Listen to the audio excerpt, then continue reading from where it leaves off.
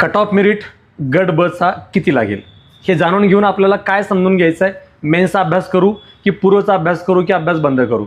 तर cut off merit ठरतो अनेक वेळेला पेपर अवघड होता सोपा होता, संख्या परीक्षेला बसलेल्या किती होती, गणिताला आणि विज्ञानाला वेळ कमी पुरला आहे म्हणून लोकांना अवघड गेला आहे, दरवेळेसपेक्षा यावेळेस परीक्षेच्या अगोदर 1 महिना अभ्यास झाला नाही, योग्य रिव्हिजन झाला नाही, काही लोकांना खूप अवघड, काही लोकांना खूप सोपा, GSमध्ये खूप मिस्टेक. आता काहीच प्रेडिक्ट करू शकत नाही. अजून आयोग किती प्रश्न कॅन्सल करेल, किती प्रश्न चेंज करेल, उत्तर ठरवता येत नाही. त्यामुळे मेरिट 55ला लागेल, 52ला लागेल, 60ला, 62ला, 65ला काही डिसाईड करू शकत नाही. मग मी काय एक्झॅक्टली सांगू?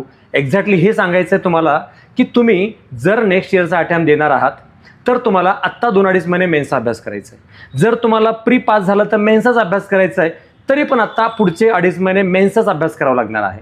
तुम्हाला अभ्यास बंदच करायचा आहे तर तुम्हाला आत्ताही कट ऑफ मेरिट अंदाज बांधता येत नाही, म्हणून पण 2.5 महिने अभ्यास करावा लागेल. तर परीक्षा द्या किंवा न द्या, 2025च्याच मेन्सचा अभ्यास करायचा आहे की 2026चा पूर्वचा अटेम्प्ट द्यायचा आहे, काही पण करा, पण तुम्हाला मेन्सचाच अभ्यास करावा लागणार आहे 2.5 महिने. 31 मार्चपर्यंत 2.5 महिने मॅक्झिमम मेन्सचा अभ्यास करणं जरुरी आहे. तर आत्ता तोपर्यंत काही रिझल्ट लागेल आणि त्यानुसार एक्झॅक्टली क्लिअर आन्सर मेरिटचं किती मिळेल हे मिळणार नाही. त्यामुळे वेळ न घाया गेला होता.